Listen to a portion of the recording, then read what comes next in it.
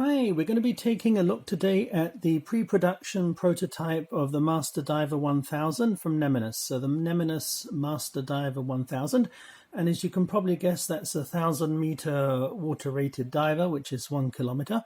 So pretty extreme diver, and it's a bronze watch, and I'm super excited to be taking a look at this because if I just move this box out the way for a second, you know, I've actually dealt with Neminus before. I reviewed some of their watches. You've probably seen me review the this is the Spaceman series that they came up with previously, and it was on Kickstarter. It was quite successful, and this is the Mars version, and they've produced other ones such as the Earth Explorer. Sorry, I beg your pardon, Earth Dweller, which has a picture of the Earth, you know, kind of greens and blues and clouds. And they really went to town on it in terms of a lot of unique features. The case back here has a kind of a star, you know, a view of the stars through a window that matches the cupola window on the space station. The crown is in the shape of a booster rocket, the end of the booster rocket. And in fact, on the space shuttle, this is our hand represents the booster rocket on that too. And then you've got kind of a starburst pattern on it. So I'm not trying to get into this watch in particular, but what the point I'm trying to make here is that Neminus like to come up with innovations that tie their watches to a particular theme. And we'll be seeing that on the watch that we'll be taking a look at today. And this was a very well done watch.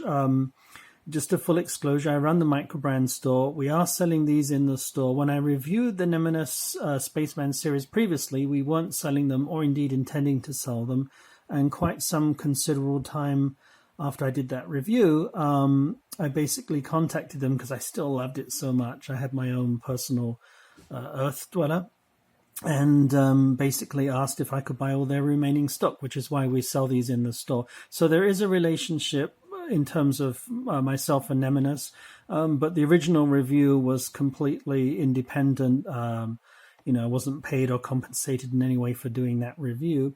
And it's the same here. I actually don't intend to carry the Neminus Master Diver in this box at all on the store. Nothing wrong with it, but we have other watches that might compete with it potentially. For example, we also carry the Zelos Great White 1,000-meter bronzes. So it's a great watch, but we try and usually get one or two watches to fill a niche, and I think we have that niche filled. Otherwise, I'd be quite tempted by this, to be honest.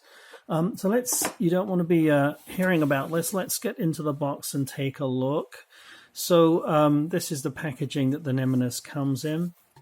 There's also a little bit of bubble wrap and an outer cardboard box, of course. And then you get a cardboard box, a cloth bag, and then you get a watch roll. And unlike most watch rolls, this is a slightly different one to normal. So you can see it says Neminus Original Design. However, I think they're referring to the watch itself. Certainly not this watch roll. It's a watch roll I've seen before on AliExpress. As you can see, the cushion inside is not particularly well secured, but it's padded here a little bit. It's like a velvety material. But things will move around. But when they ship it to you, there's also some bubble wrap and other things, and then we get to take a look at this watch, which is probably what we all want to see. To give you an idea of other kinds of cases you can get, there's more typically I see this kind. This is a Draken Kalahari, another one of our watches, and then it sits in it like this with a kind of elastic band holding it in place. And this style can take probably like 3 watches typically, so you just do up the watch and slot it over this cushion. And you can have several side by side that you might want to put some protective material around it slightly in case they bang into each other. You could use it to carry other stuff too if you wear other jewelry. So a little bit different style-wise, kind of interesting. I think they picked this more than any other reason. They're trying to be different. So again, it's not an original design to them. You can get that on AliExpress. But it's the first time I've actually seen a Microbrand watch actually ship in these. So that's kind of interesting for me, I think. Or interesting for you too, perhaps. So let's talk about the watch. We'll go over the pros and the cons. There's no perfect watch out there, and there's always an issue with every watch. Doesn't mean it's a bad one. Just means I'm just trying to share as much information as possible. So we'll start with the obvious, the things that you probably see in this watch. You might notice the dial is a little bit different. In fact, it's drastically different to your typical dial. It looks like a textured dial. What that is, it's a brass dial, and they've got some very thick paint applied to that, and then they've stamped the paint to put this kind of crackle effect. And it's supposed to represent the ocean floor bed, because it's a 1 kilometer deep diver. So you imagine some deep ocean or deep sea floor bed. This is the theme of the watch, and it kind of makes sense given the fact that it's a 1,000-meter diver. So I'm just going to pop this off here so we can take a look at some of the other features. And in fact, they've carried that theme through in a couple of other areas. You'll notice on the crown, you see that split there. That's supposed to represent the Mariana Trench, but whether or not you think it represents a deep sea trench, it's an unusual feature, and I like unusual features on dive watches. And as you can probably tell, this is a Cousinate bronze watch, which is the best marine grade bronze you can get. It's also a super tall watch. I'm wearing another 44mm watch. By comparison, you can see this one's a 0.5 kilometer rated watch, Decima Silla. I put this one on just because we have a multi-sided bezel. I haven't added up the sides on this. Let's start from here. 1, 2, 3, 4, 5, 6, 7, 8, 9, 10, 11, 12. So this is 12-sided, and I already know this one is also 12-sided. So there's some similarities. They're not copying each other. They just, you sometimes do see other 12-sided watches as well. So it says Cousinate on the side, in case you weren't aware. Neminus logo here, very nice. It would be nice to have seen a serial number on the case, but I imagine we probably get those on the case back. It's a screw-down case back. Other nice features that I like about this watch, obviously the hands are a little bit different. You have a second hand with a, I guess it's another C symbol, a trident. Kind of appropriate. There's several other brands with tridents. I can think of 2 or 3, for example. A popular one will be Christopher Ward, and I do love tridents on second hands. That's a nice feature. I have to admit, probably a first minor dislike, and this is just for me. It's very visible, but the second hand is kind of all white. I would have liked to have seen, apart from the red tip here, I really would have liked to have seen a color that matched the hour and minute hands, which are very unusual designs as well. They're kind of sword shaped, but they've got 3 lines of lume and an arrow on them. So that's going to be interesting to light up with some night shots. And this is all BGW9, of course. And again, got applied indices. But I would have liked to have, the applied indices are edged in kind of a brass color, and the hands are kind of like brass hands. I would have liked to have seen a non-white second hand, where just where the lume is applied is where it's white. I think that would have rounded it off a little bit nicely for me. But again, it's just a subjective taste. You do get white on the indices as well from where the lume is applied. The lume is BGW9, which is a blue color Swiss superluminova lume. So it's a really good lume. The lume application was super thick on their last watch, so I imagine the production on this will be 2. And as you can probably see, this is a ceramic bezel. Nicely printed, a little bit different to normal.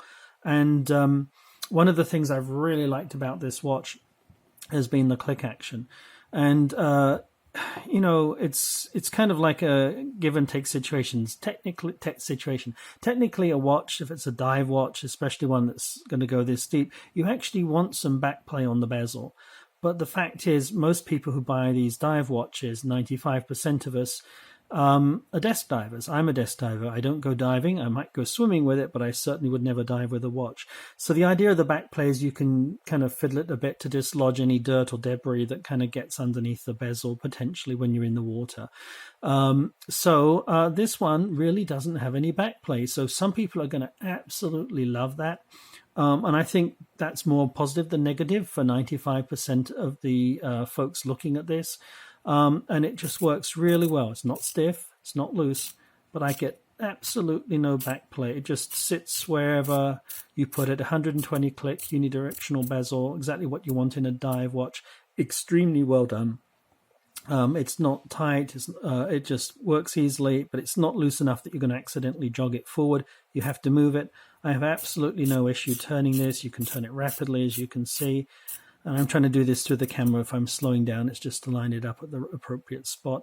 So, you know, 1 click every half a minute. Probably one of the best bezels I've come across in terms of action. And with this current design, you see the bezel is also sloped with a slightly domed, it's a double domed sapphire crystal here, which is 5 millimeters thick due to the 1,000 meter water rating. And here we're going to hit probably the first issue that is maybe certainly an issue for some people, and other people, they just won't care. You can see this is super thick. I kind of alluded to that here with this 1/2 meter diver. This is actually the tallest watch I've actually had to review. It's 18.4 millimeters, almost 18.5 millimeters from the base of the screw down crown to the top of the slightly domed bezel here. So that's super high. And this is cousinate bronze, which is quite heavy. The weight on this watch is 162 grams. If I compare it with this Decima, it's 140 grams. Not necessarily a showstopper, but given that this is rather top heavy, a 44 millimeter watch, where you've got almost half the diameter in the height, it does feel a little heavy on the wrist for me. I think that's something I'll get used to just wearing it.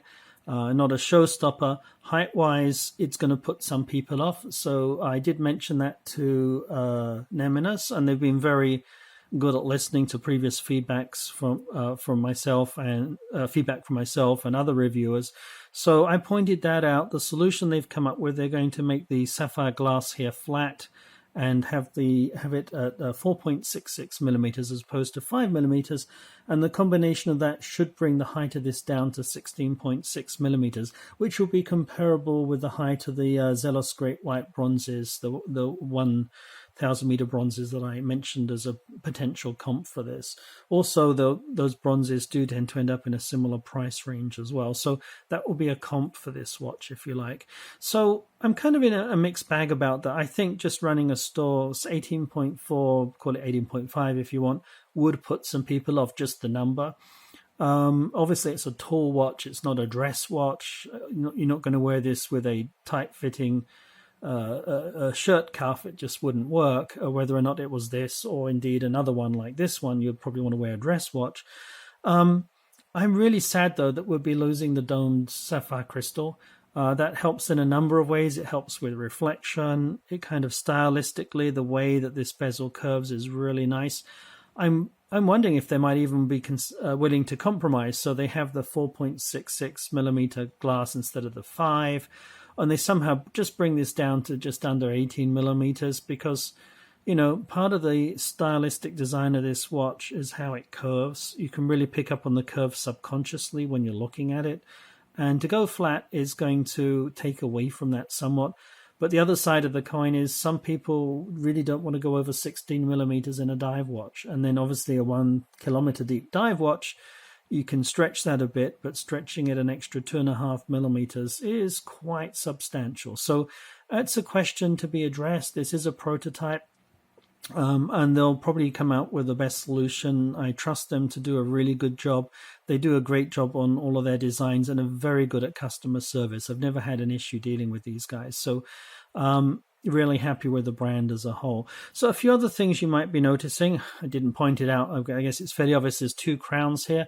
This is your typical crown with an edged date window. So it has the first stop position to change the date, second one to change the time, screw down crown, of course. This second screw down crown is actually a nicer feature than other ways I've seen this implemented. This is, as you can guess from the HE on it, it's a helium escape valve. So basically you'd have to unscrew it and manually do a helium escape. But the reality is, even if you're going to go diving with it, and if you're living in a pressured air environment in a tank for some time, you're not even going to need this. So this is a pro dive feature. And I like the fact that it's screw down as opposed to just kind of a hole with a kind of plug that works automatically, because I often think that's another way for water to get into a device if the seals end up getting loose or kind of crack over time. So I like the fact they've got a helium escape valve, because they probably need one with a 1 kilometer diver, but they've got it screwed down. So a nice feature, guys. I like that, and they've put a lot of thought into the design too. I can see again, in conjunction with their last model as well. These are actually screwed lug ends, which will make them a lot more robust and sturdier than the typical spring bar lugs that you get on a watch, and they make it much easier to take out. You just get an appropriate size screwdriver, unscrew it. Very easy to change watch straps with these. I should mention these are not bronze because if it wouldn't go very well, especially when bronze picks up a patina. So these are just a rose gold colored 316L stainless steel plated or PVD application, or to add the kind of a similar color screws. So this cousinate bronze is going to patina over time. It will either become brown typically, or maybe some bits of green on it, but you typically get a nice warm brown color on it. So these screws may be slightly off color, but they're kind of a brown color. I think the rose gold color is a good compromise. You want screws that don't seize up. You need to have something that's not bronze in there. So again, a lot of thought's gone into this watch. I keep saying that, but it's really true.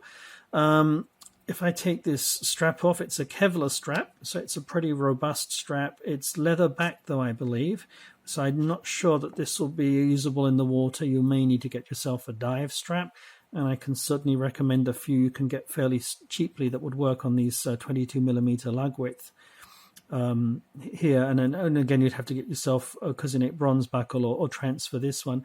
It's a really nice quality strap. Kevlar is obviously very robust. You use it for armor and all kinds of things. So it's a very nice material to have, and leatherback makes it feel comfortable on the wrist.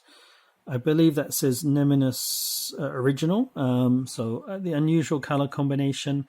Maybe they've come up with this strap on their own. I'm not sure about that, but it's certainly first time I've dealt with a Kevlar strap on a nice cousinate bronze dive watch. I think it goes very well because the red matches with the bezel, and the black matches with the bezel, and the red on the second hand matches, and also some of the small text on the dial matches with the stitching, so it kind of blends very nicely. A few things that might be a little bit different. There's a fixed keeper which goes very well, but you've got this very strong red moving keeper, and I was kind of surprised at that. I would have thought another black one with stitching to match would look better, but I think the styling on this, they're aiming for a couple of different markets here. We obviously have the worldwide market of watch collectors, people who love to get Microbrand watches, and they're probably going to like this. But Neminus, the gentleman behind Neminus, hails from Singapore, but he resides in Taiwan, and they're working out of Taiwan. So this is probably more of a Chinese market appeal. Red is a popular color. I feel this is a little unusual, but again, you're going for an unusual dive watch. Sign buckle, by the way, didn't mention that. Just a simple Neminus, nothing over the top, but a nice thick tang, quite substantial. So I just feel, this watch has a few unique aspects that you add them up together. It certainly makes it an interesting conversation piece. Probably one of the most unique features I've seen on this watch. You don't tend to get bronze case backs because they will react with your skin, leave green marks and so on. So your typical case back, like the case back on this one, would be a stainless steel, 316L marine grade stainless steel. So this is 316 grade marine grade stainless steel on the back, but it's also got a rose gold PVD plating on it. So it's basically going to be a similar color to the bronze, which although the bronze will get browner over time. So I actually really like that, and so did another reviewer. It's not standard. Normally you just get a stainless steel kind of silvery color finish on the back here on the screw down case back. So I really like that a lot. Again, you've also got multiple sides on the screw down case back that match the bezel. How many people have thought of that? Normally just get round screw down crowns with recesses for unscrewing them. So a lot of thought's gone into the back. The image here is a diver's helmet, and in small text, it actually has the name of the model inside on the plate on the diver's helmet. And then you've got some NH35 wording, Neminus, and just some fake screws, if you like. And it also says meters, 1,000 meters. So a little bit different, but I do like this color. They are considering moving to a more standard stainless steel color, not because of the cost, just because that's what people tend to expect, and they need to go with the market to some extent. Talking about colorways, there are none. This is the only color that will be available. And I think there's reasons for that based upon previous campaigns. I mentioned the Neminus Spaceman, and that came in 3 colorways. You had this one, which is the Mars Traveler, I think, and then there was the Earth Dweller and the Moon Explorer. The Moon Explorer had obviously a grayish colored moon in there, and so that was just less popular, just because it's more black and white. The Earth was really popular because you had, the greens of the land, and cloud white, and blue for the ocean. And that was a stainless steel case. This is a kind of an aged gunmetal colored case on the Mars here. And again, these are doing quite well as well. I think we only have like 4 or 5 of these remaining at this point. So nice watches, but they had 3 colorways that made it a little bit harder for them to fulfill. Again, it's a Microbrand, just a couple of people. So this time they've picked just one single colorway. So you don't have any choices to worry about, did I want to get this one or this one? You just dive in on this one. And black goes super well with anything. There's a whole range of straps I can think of putting on this, 22 millimeters. In fact, I've got a lot of straps here. I might end up doing some photos in a week or so. I can have some nice cracked, aged, vintage leather straps with kind of black straps with kind of like white mottling on them that will go well with this. And, the world's your oyster, really, when you have a black bezel. It will really go with anything. You could also wear brown straps with this, which will go well with the case. And you could even perhaps pick up some dark blue straps, maybe some really dark blue, to kind of match the blue-green color on the dial here. So anyway, it's an interesting watch. I think I've covered everything apart from the pricing. So that's the probably the bull in the china shop thing coming up here. So the pre-order pricing is phenomenally good at $299. That's right now at neminus.com, and it's currently July 2019. The price will go up higher at the end of July. I'm not sure if this is going on Kickstarter. It probably is, but they also do pre-orders direct on their site. So if you want to get this, sign up directly at Neminus and get it soon before the end of the month. The retail pricing is $699. And then this is the bit I do question a little bit on the retail. Again, they've got a lot of features. It is more expensive to make, 1,000 meter rated. There's a lot more material here, thicker glass, sapphire crystal, scratch resistant, angled ceramic bezel here, and Cousinate bronze is certainly not cheap. In fact, just getting one of these buckles made, if you get them at retail, they're probably like just $30 just for the buckles on their own. So I get that you do have higher pricing, but you're really competing with Swiss territory here at retail.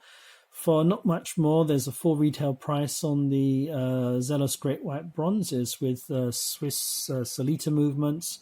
And in fact, you can even, at street prices, get one of those with maybe a meteorite dial with a Swiss movement and pick those up for less, just maybe $10 or $20 less than the full retail price on these. So I do feel the retail price is a little bit high.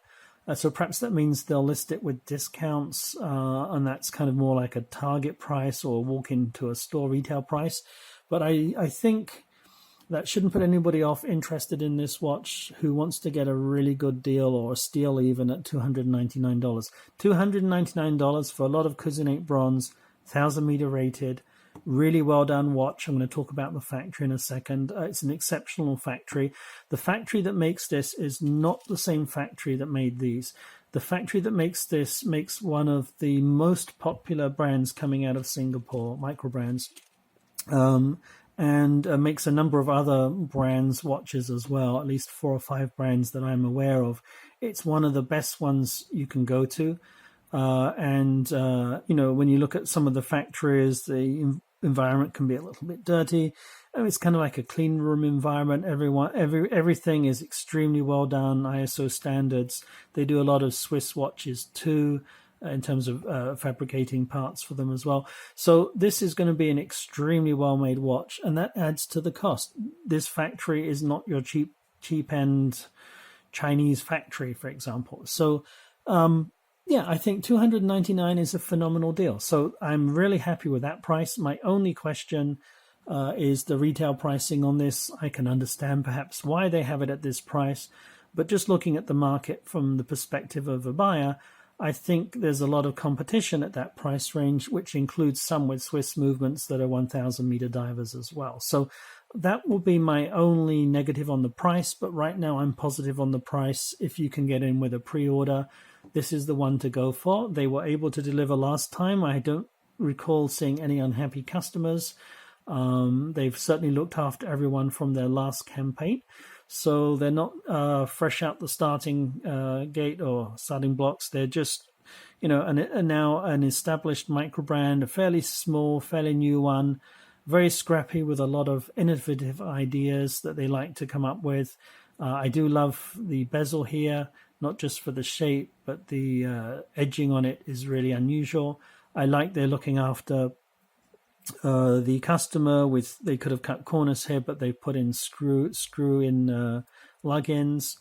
And again, it probably would have been cheaper just to have a hole rather than a screw down crown for the helium escape valve with a spring-loaded end on that. But no, they've actually got a screw down crown here too.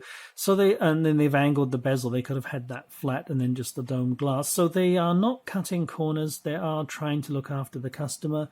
$299. Get it now or you'll be sorry if you like the style of this watch. That will be my takeaway from this. If you have any questions, please do let me know and I'll be more than happy to address them. I hope this was useful. Thanks a lot. Take care.